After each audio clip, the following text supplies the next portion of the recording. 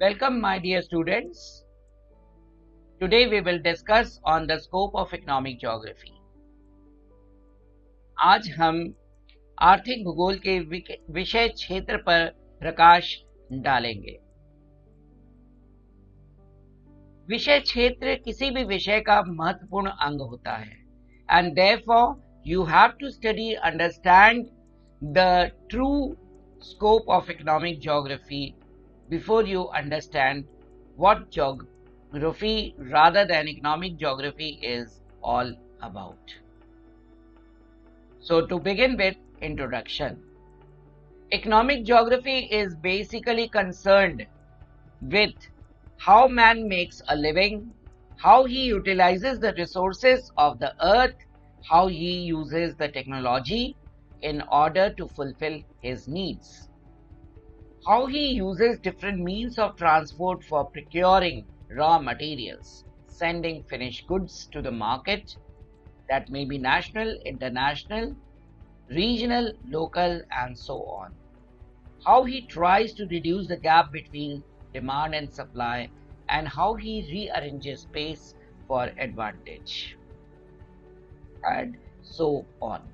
तो इस प्रकार से अगर बेसिकली इकोनॉमिक ज्योग्राफी पर हम ध्यान दें तो इट इज बेसिकली कंसर्न कि मनुष्य किस प्रकार से अपनी लिवलीहुड को बना रहा है।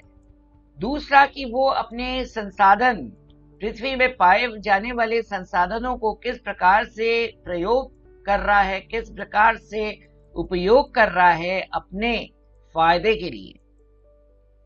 तीसरी मुख्य बात क्या है इकोनॉमिक ज्योग्राफी इज कंसर्न कि वो टेक्नोलॉजी को किस प्रकार से यूज कर रहा है और किस परिवेश में यूज कर रहा है जिससे उसकी नीड्स पूरी हो सके। चौथा पॉइंट ये है कि how he uses different means of transport for procuring raw materials, sending finish goods to the market. यातायात के साधन और यातायात के साधन विभिन्न प्रकार के हैं, जल मार्ग से है, स्थल मार्ग से है, वायु मार्ग से है। तो कच्चे माल को लाने के लिए और फिनिश गुड्स को मार्केट में भेजने के लिए वो किस प्रकार के यातायात के साधन का प्रयोग करता है, इस पर भी इकोनॉमिक ज्योग्राफी कंसर्न है। मार्केट देखिए लोकल लेवल के हो सकते हैं, मार्केट रीजनल लेवल के हो सकते हैं, मार्केट नेशनल लेवल का हो सकता है और मार्केट इंटरनेशनल लेवल का भी हो सकता है और होता है। तो आवश्यकता अनुसार खर्च को देखते हुए वो कौन से माध्यम यातायात का प्रयोग करता है उस पर इकोनॉमिक ज्योग्राफी कंसर्न है। Next, economic geography tries to reduce the gap between supply और डिमांड। सप्लाई और डिमांड के बीच की जो दूरी है वो अगर कम से कम होगी तो प्रॉफिट ज्यादा होगा।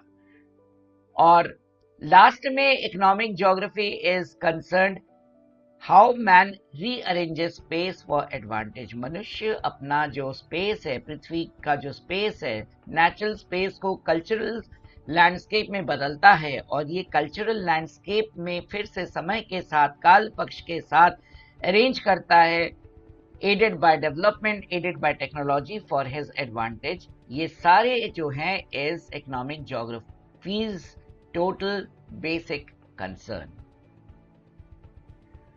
Thus, economic geographers focus on identification of similarities between places and phenomena of the Earth's surface.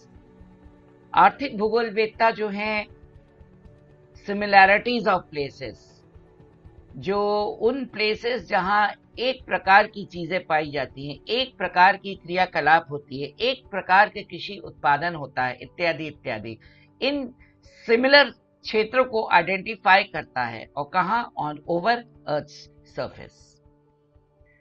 Understand the diversities and reasons of diversities of the real world. दूसरा क्या है, सिमिलैरिटीज आइडेंटिफाई करने के बाद जो डाइवर्सिटीज पाई जाती है, डाइवर्सिटीज के बारे में जानकारी लेता है, रीजंस ढूंढता है कि क्यों रियल वर्ल्ड में चीजें डाइवर्स हैं, एक्टिविटीज क्यों अलग अलग हैं। कहीं पे प्राइमरी एक्टिविटी डोमिनेट करता है, कहीं पे सेकेंडरी करता है, कहीं पे टर्शरी करता है। Why so? रिसोर्सेज अगर है तो रिसोर्सेज भी एक जैसा नहीं है, कहीं पे ज्यादा, कहीं पे कम, कहीं पे बिल्कुल नहीं। वाई सो? तीसरा जो है, economic geographers focus apart from describing the differences, focus is also on the analysis of the problem arising out of such diversities. ये जो डिफरेंसेस और सिमिलैरिटीज के बाद ये फोकस करता है विश्लेषण में कि समस्याओं के बारे में, और ये जो डाइवर्सिटीज के वजह से जो समस्याएं उत्पन्न हो रही हैं, कहीं पे एक्स्ट्रा एक्टिविटीज होने के कारण डेवलपमेंट एकदम ऑन राइजिंग ट्रेंड है, कहीं पे इकोनॉमिक एक्टिविटीज निल है, डेवलपमेंट जीरो है, एंड बैकवर्डनेस प्रिवेल कर रही है। तो ये जो समस्याएं हैं, because of such diversities, why it is so, they try to solve the problems, और सॉल्यूशंस ढूंढते हैं in the form of planning proposals. Solutions जो प्लानिंग प्रपोजल्स देते हैं, उनके पीछे आर्थिक, सोशल एंड पॉलिटिकल पैटर्न्स को दिमाग में रखते हुए बताना पड़ता है।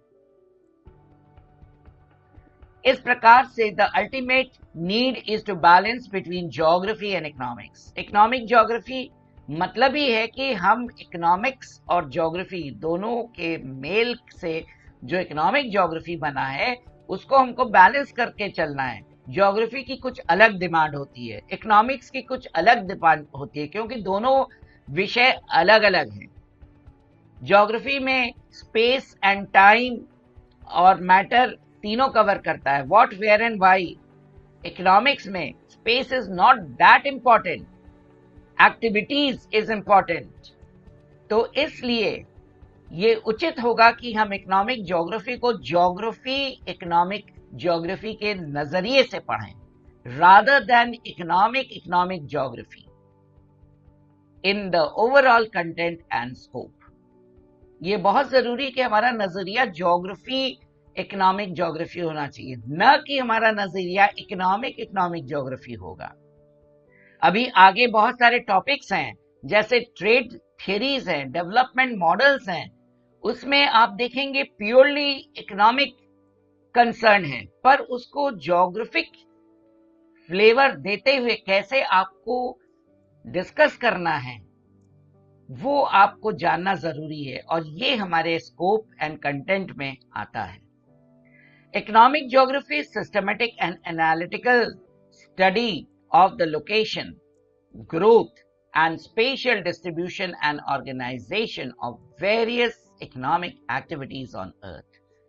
आर्थिक भूगोल जो है वो क्रमबद्ध और विश्लेषणात्मक अध्ययन करता है, क्रमबद्ध एंड एनालिटिकल स्टडी करता है। किन बातों का करता है? लोकेशन का करता है, ग्रोथ का करता है, और वितरण का करता है। साथ ही वेरियस ह्यूमन इकोनॉमिक एक्टिविटीज के जो संस्थाएं हैं, ऑर्गेनाइजेशंस हैं, उनका भी सिस्टमेटिक और एनालिटिक स्टडी करता है। Thus it describes and explains the differential pattern of resource system on which human groups evolve in terms of economic production, distribution, exchange, consumption and related activities. इस तरीके से आप अगर देखें तो डिफरेंट जो संसाधन के तंत्र हैं, विभिन्न प्रकार से वितरित हैं, उसका डिस्क्रिप्शन करता है, on which human groups evolve in terms of economic production, distribution, exchange, consumption, and related activities. By intermingling aforesaid components functionally and spatially, economic systems evolve in space economy. अगर ऊपर बताए गए आर्थिक उत्पादन, वितरण, विनिमय, उपभोग और इससे संबंधित जितनी भी क्रियाकलाप पे हैं, इन कंपोनेंट्स को अगर हम मिला दें, तब functionally and specially economic systems, आर्थिक तंत्र हमारे स्पेस इकोनॉमी में उभर के आती हैं, और ये जो इकोनॉमिक सिस्टम्स है, इसका अध्ययन हम इकोनॉमिक ज्योग्राफी में करते हैं। इस चित्र में देखिए कि किस प्रकार से इकोनॉमिक ज्योग्राफी इंटरडिसिप्लिनरी स्टडी है। इंटरडिसिप्लिनरी में आप विभिन्न प्रकार के विषय से हम ज्योग्राफिक इकोनॉमिक ज्योग्राफी अध्ययन करते हैं। डेमोग्राफी है, सोशलॉजी है, आपका कल्चर है, एंथ्रोपोलॉजी है, और इस प्रकार से इकोनॉमिक्स है, ह्यूमन रिलेशंस है, पॉलिटिकल साइंस है। इन सब से किस प्रकार से हम चीजों को लेते हैं और अपना जो एक फ्लेवर है इकोनॉमिक ज्योग्राफी का, उसके तहत हम कैसे अंडरस्टैंड करते हैं, इस चित्र के माध्यम से आपको समझाने का प्रयास किया गया। तो इस प्रकार से देखा जाए, the content of the scope of economic geography basically focuses on similarities and differences of distribution. दूसरा, एक्सप्लॉयटेशन ऑफ रिसोर्सेज। तीसरा, limit set by physical environment. And चौथा, world pattern of activity. Scope मुख्य रूप से 4 बातों को विशेष तौर पर फोकस करता है। पहला क्या है? सिमिलैरिटीज, और उसी के साथ क्या? डिफरेंसेस। वितरण में एक रूपता और विभिन्नता, इसका अध्ययन करता है। संसाधनों का विदोहन, एक्सप्लॉयटेशन, इसका अध्ययन करता है। फिर भौतिक पर्यावरण हमारे सामने किस प्रकार से सीमा सेट करी है, उसका अध्ययन करता है। Because physical environment sets limit to our activities, set limits to the resources that are available but not available everywhere in certain places and so on। और वर्ल्ड पैटर्न ऑफ एक्टिविटी जो है वो भी फिजिकल एनवायरनमेंट के limit के वजह से भिन्न भिन्न आर्थिक क्रियाकलाप आपको पूरे विश्व में देखने को मिलते हैं। तो ये सारे जो बेसिक 4 कंपोनेंट्स है, ये हमारे स्कोप ऑफ इकोनॉमिक ज्योग्राफी के अंदर आती है। No doubt there growth and pattern proceed through various processes and linkages।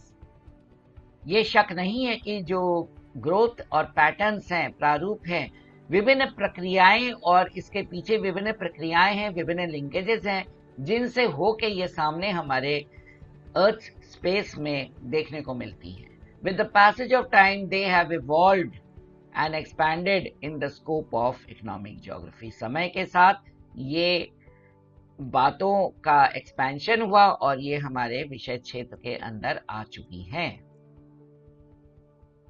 The fundamental task of economic geography is to identify and locate the various economic activities on the map, to describe and explain the various ways in which these economic activity pattern are formed and arranged spatially on the Earth's surface, to deal critically and explain the diverse processes which create spatial economic patterns which are both dynamic and interlocked and affect each other।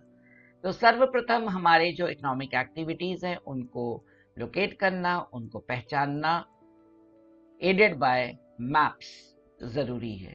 दूसरा जो है economic activities का प्रारूप है, उसको समझाना, describe करना, explain करना, और उसको अर्थ सरफेस में किस प्रकार से अरेंज्ड है उसके बारे में बताने का प्रयास करता है। फिर जितने भी हमारे डाइवर्स प्रोसेसेस हैं, प्रक्रियाएं हैं, उसमें भिन्नता है, तो उनको आलोचनात्मक तरीके से विश्लेषण करने का प्रयास करता है, जिससे स्पेशल इकोनॉमिक पैटर्न्स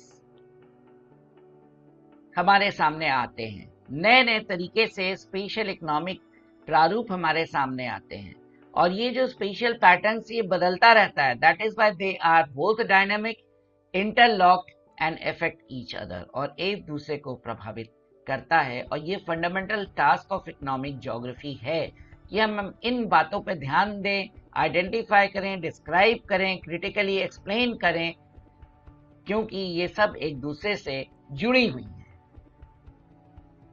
अब हमारे सामने बेसिक क्वेश्चंस आते हैं। Basically most of the questions hover around on location, on mapping, on interpretation.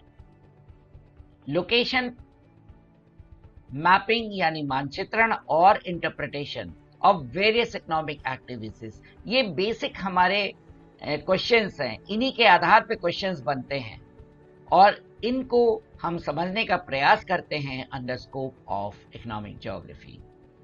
Over कहाँ हम समझने का प्रयास करते हैं? Over geographic spatial protection, geographic spatial distribution, geographic spatial consumption of goods and services. Economic geographers generally ask spatial questions in relation to economic activities. हम जो प्रश्न पूछते हैं, हमारे प्रश्न जो हैं स्पेशल क्वेश्चंस होते हैं और वो प्रश्न आर्थिक क्रियाकलाप के संदर्भ में होती हैं, जैसे वेयर इज वॉट। दूसरा है वेयर कैन पर्टिकुलर गुड और services be produced, distributed and consumed. तीसरा है why is where it is, how is where it is.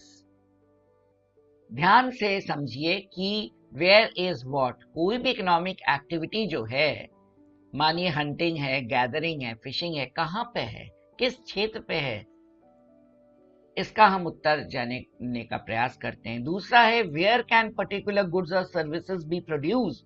X Y Z जो एक्टिविटी है और उस एक्टिविटी से जो गुड्स तैयार हो रहा है, कहाँ कहाँ पर प्रोड्यूस हो रहा है, कॉटन टेक्सटाइल कहाँ कहाँ पे है, कहाँ कहाँ पे वितरित है और कैसा समाज, कैसे क्षेत्रों में इसका कंजम्पशन है, एंड सो ऑन। तीसरा प्रश्न जो हमारे सामने है वो है why is where it is, क्यों इन जगहों में ही है और दूसरे जगहों में क्यों नहीं है, उसके पीछे कारण क्या है। बट नेचुरली आपको पता है कि पहले भी बताया गया है कि फिजिकल एनवायरनमेंट सेट्स लिमिट्स और इन लिमिटेशंस के वजह से why is where it is का उत्तर मिलता है। How is where it is, कैसे है जहां जो चीज मिल रहा है, ये सब उत्तर जो है जो limits set by environment gives answer to such types of economic activities, productions and so on. If we elaborate the aforesaid questions, वो जो ऊपर जो 4 questions हैं उनको अगर कायदे से विश्लेषण करें, the answers are as follows. Where is का आंसर क्या है? It is related to location और distribution possibilities of economic activities. विश्व के मानचित्र पर इनका लोकेशन ढूंढना और वितरण पॉसिबिलिटीज ऑफ इकोनॉमिक एक्टिविटीज कहां कहां पे है। दूसरा प्रश्न क्या था? वेयर कैन बी, तो it is related to the facet showing that things produced are not universal. Where can be, जो उत्पादन हो रहा है वो सर्वत्र सर्वव्यापी उत्पादन नहीं है, कहीं पे है कहीं पे नहीं है। That is why it is said that it is not universal rather than where they can be produce, कहाँ पे इन चीजों का उत्पादन हो सकता है, कहाँ पे कॉटन क्लोथ्स का उत्पादन हो सकता है, कहाँ पे सिल्क के कपड़ों का उत्पादन हो सकता है। हर जगह कॉटन क्लोथ्स का उत्पादन नहीं होता, हर जगह सिल्क का उत्पादन नहीं होता, तो कहाँ कहाँ पे हो सकता है। अगेन फिजिकल एनवायरनमेंट्स के लिमिट्स की बात आ जाती है। व्हाई इज वेयर इज, ये किससे संबंधित है? Related to the choice of location. हमारे जो लोकेशंस के चॉइस हैं, लोकेशंस जो हैं वो स्पेशल क्षेत्रों में वितरित है, पर हमारी चॉइस क्या है, हमारा प्रेफरेंस क्या है। जैसे इंडस्ट्रियल लोकेशन थ्योरीज के बारे में आप जानते हैं, सुना है, तो उसमें आइडियल लोकेशन कैसे होगा। लोकेशंस तो बहुत जगह हैं, पर मुख्य रूप से लीस्ट कॉस्ट लोकेशन देख रहे हैं या मैक्सिमाइजेशन ऑफ प्रॉफिट्स का हम लोकेशन देख रहे हैं, तो हमारी चॉइस जैसी होगी उस प्रकार से आपको लोकेशंस मिलेंगी और आप लोकेट करेंगे चीजों को। हाउ इज यानी it is related to interrelationship of factors and processes, कैसे हो रहा है। ये मुख्य रूप से अंतर संबंध की बात करते हैं। अंतर संबंध विभिन्न कारकों के और प्रक्रियाओं के बीच जो अंतर संबंध है उन संबंधों की बात करते हैं और प्रश्न का हल यानी आंसर जानने का प्रयास करते हैं। Thus, an economic geographer tries to seek answers for the aforesaid questions by linking his inquiry to physical sciences, biological sciences, and human sciences. Apart from this, इसके अलावा economic geographers seek to analyze what kinds of goods and services and resources should be produced in a particular society. अमुक समाज में किस प्रकार के goods and services और संसाधनों का उत्पादन संभव है। बट नेचुरली अगर आप इसको देखें, it is related to quality and quantity. The scale of production depends on the size of demand and consumption level. उत्पादन का जो पैमाना है वो डिपेंड करता कि हमारे डिमांड साइज क्या है, हमारे कंजम्पशन लेवल का साइज क्या है। दूसरा है how the targeted goods and services B produce. हमारे जो टारगेटेड गुड्स एंड सर्विसेज हैं उनको हम कैसे उत्पादित करते हैं, क्या अवेलेबल रिसोर्सेज के माध्यम से या अवेलेबल फैक्टर्स ऑफ प्रोडक्शन के माध्यम से, दोनों इंपॉर्टेंट है। नेक्स्ट प्रश्न है how should we produce the products, जो बनाते हैं उसकी प्राइसिंग कैसे होगी और इसका एक्सचेंज होगा या बेचेंगे हम, and so on. How should the total products be socially and spatially distributed among different regions, places, amongst the population groups on the basis of income, purchase and need. यानी जो उत्पादन हुआ है वो हम किस तरीके से वितरण करेंगे, क्षेत्र में, प्लेस में, और डिफरेंट जनसंख्या के जो ग्रुप्स हैं और जनसंख्या के जो समूह बनते हैं वो इनकम के आधार पे हो सकता है, परचेस लेवल पे हो सकता है और नीड के आधार पे हो सकता है। तो टोटल प्रोडक्ट्स जो हैं वो स्पेशली हम किस प्रकार से बांटेंगे और उसका आधार क्या होगा, आधार इनकम होगा या परचेजिंग कैपेसिटी होगी या नीड होगा। In short, the focus is on proportions of access to various products, access to various services, access to opportunities। संक्षेप में हम ये कहते हैं कि फोकस जो होना चाहिए वो हमारे प्रोपोर्शन में होना चाहिए, रेशियो अनुपात में होना चाहिए। access to various products, access to various services and access to opportunities।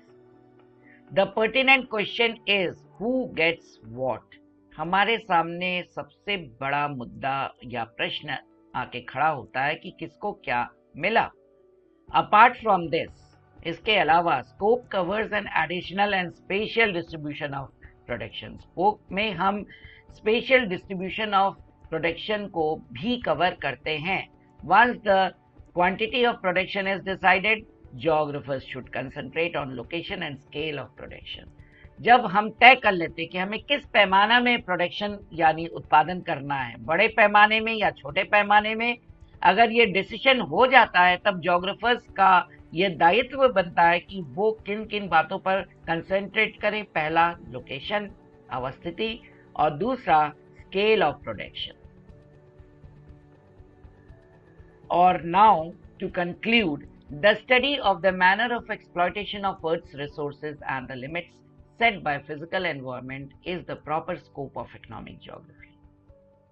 विदोहन किस चीज का, रिसोर्सेस का, और जो limits set bye environmental aspects, ये हमारा proper scope of economic geography के तहत आता है।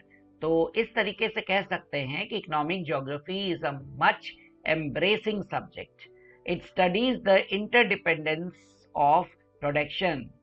Emphasis should be given on the degree of human initiativeness and the nature of physical forces enacting to shape certain life patterns।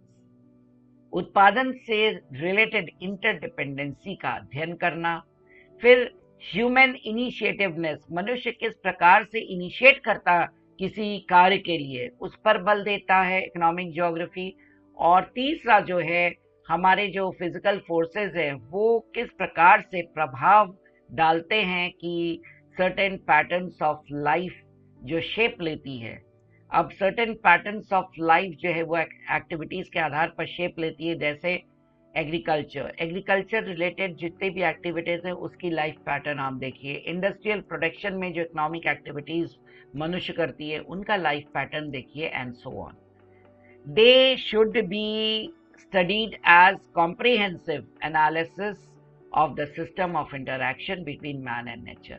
इस तरीके से comprehensive analysis होनी चाहिए system of interaction की between man and nature। देखिए, man and nature का जो संबंध है, पूरी फिलॉसफी में जाइए, तो उसमें हम रिएक्शंस की बात करते हैं, इंटरैक्शंस की बात करते हैं, एडजस्टमेंट की बात करते हैं, एक्सप्लॉयटेशन की बात करते हैं, प्रिजर्वेशन की बात करते हैं, कंजम्पशन की बात करते हैं, and so on.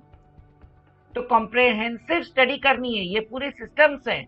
Comprehensive system के तहत interaction between man and nature को स्टडी करना है, और हमें वो देखना है कि किस प्रकार से हमारा प्रोडक्शन, किस प्रकार से हमारी एक्टिविटीज जो है वो फिजिकल फोर्सेस से गवर्नड है।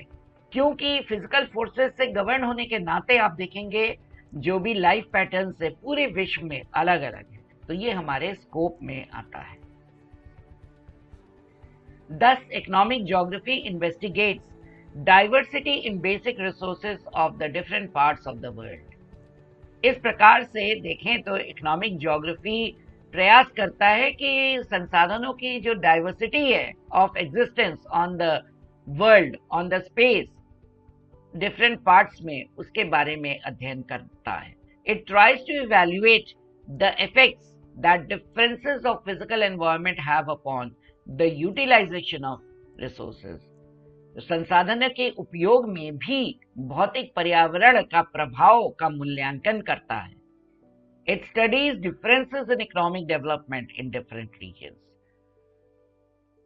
जितने भी क्षेत्र हैं, प्रत्येक क्षेत्र में आर्थिक विकास का स्तर अलग अलग है, तो ये अलग अलग जो डिफरेंट लेवल्स हैं इसका अध्ययन करता है। It studies transportation, trade routes and trading resulting from this development and as affected by physical environment। इसके साथ transportation systems, trade routes, trading patterns का जो विकास हुआ है ऊपर बताए गए डिफरेंस के कारण, लिमिटेशंस के वजह से, इनका अध्ययन आर्थिक भूगोल में किया जाता है, और ये हमारे विषय वस्तु के तहत आता है।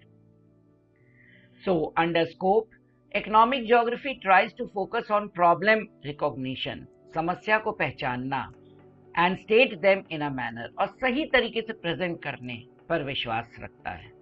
दूसरा है develop hypothesis that promise solutions, ऐसे हाइपोथेसिस डेवलप करिए जिससे हमारी समस्याओं का सॉल्यूशंस निकले। आप प्रॉमिस करिए कि हाँ, हम समस्या का समाधान करेंगे। Test the adequacy of these hypothesis, तो जितने भी परिकल्पनाएं हैं इनका परीक्षण करके पॉजिटिव डायरेक्शन में आइए, and relate tested hypothesis to other generalisations, और इसको सामान्यकरण करके पूरे विश्व में इसको लागू करने का प्रयास करिए। यही हमारे आर्थिक भूगोल के विषय वस्तु है, स्कोप है। और जिस तरीके से हमने आपको बताने का प्रयास किया, मुझे आशा है कि you all have understood properly the scope of economic geography. So once again, thank you for listening. Thank you so much.